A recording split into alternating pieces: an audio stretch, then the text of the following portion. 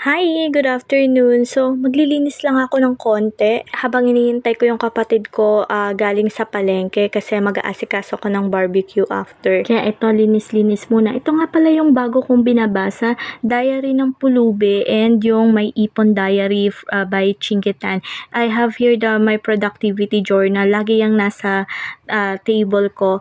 Sa itong workstation lang naman namin ni Honey Bunch yung balak kong linisin kasi hindi ko naman kaya mag-general cleaning. Kasi hindi naman pwede mapagod ng sobra and kulang din yung time. Pero since start na ng rest day ko, last shift ko na kaninang 7 a.m. Kaya pwede ko nang dagdagan yung mga gagawin ko ngayong araw kasi may sapat na oras naman ako para magpahinga. So ayan, wala naman sa plano to pero naisipan ko lang na i-cover ko ng wallpaper na wood design yung aking computer table. Kaya nagpatulong lang ako kay Honey Bunch na ibaba yung computer table kasi ayoko nang baklasin lahat yung mga wires niya.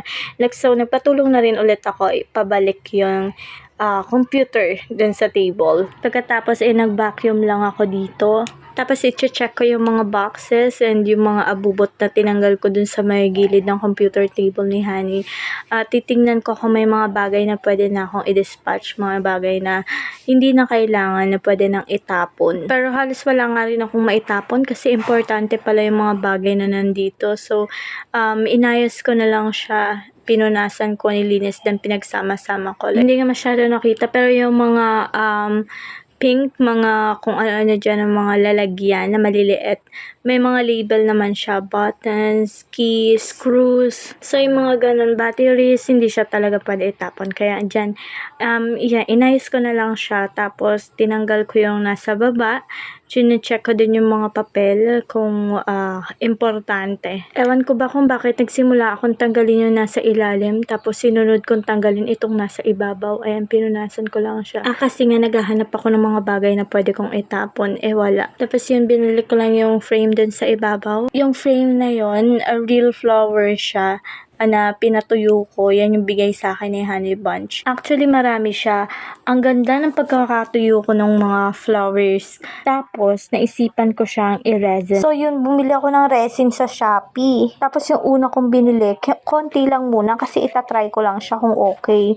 So, ang ganda. Kaso nga lang, konti lang. Kung baga dun sa isang set ng bouquet, hindi pa siya na-cover lahat. So, syempre, natuwa ako. Bumili ako ulit. Then, yung next na bili ko, ang pangit, hindi na siya natuyo, as in, nakakainis, nasira, nasayang lahat ng mga bulaklak ko. Same shop yung pinagbilhan ko, kaya nga bumili muna ako ng konti kasi sample, di ba?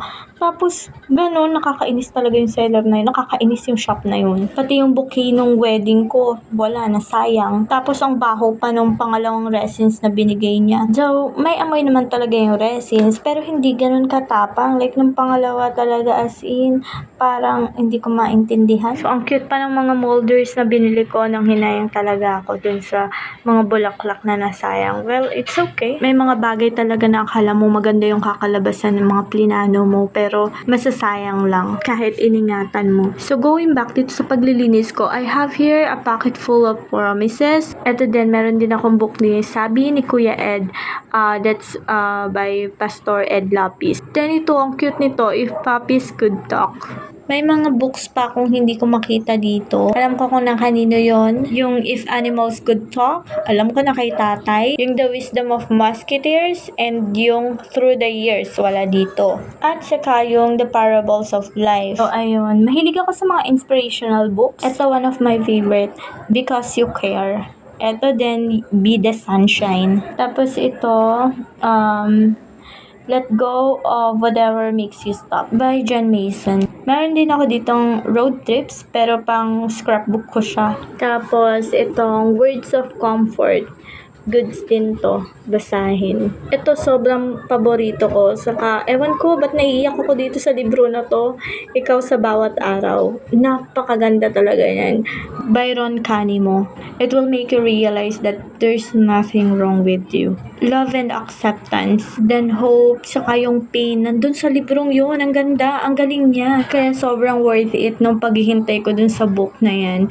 And then, waiting pa ako dun sa mga ilalabas niya na iba pang siyang libro. Sobrang ganda talaga niya. Wala akong masabi. Yung impact, yung realization. I have here another sets of books. I have here Kahit Walang Thank You. Then I have by Pastor Ed Lapisolet, Why Parables. And then itong You Are Not, You Are. And by Pastor Ed Lapisolet. And then itong isa pang Thank You book. Yun yung mga genre ng books na gusto ko. Yung maiiksi lang, literature, parables, poems, ganun. Ito pa pala, one of my favorite din, The Healing Rain.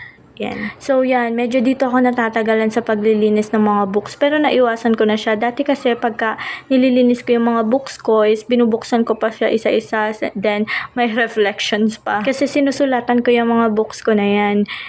Parang ginagawa ko siyang journal. I have here Text of Endearment nga pala. And itong Inspiring Quotation Passages Book 3. And then itong same Inspiring Quotations and Passages Book 1. I also have here More Precious Than Diamonds. And this Wonder Book of Poems.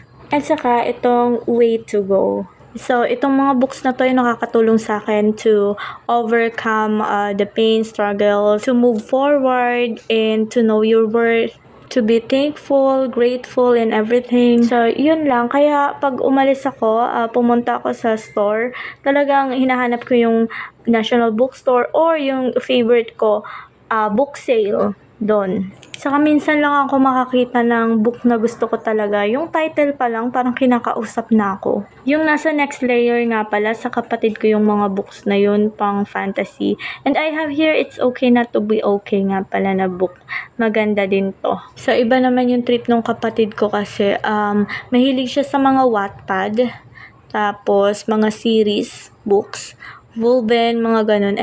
Tapos, mga love stories. Then, ibabalik ko lang tong, marami talaga akong packaging tape dyan. Iba't ibang klase. Yun lang, bye-bye. Bukas ulit, see you sa next video.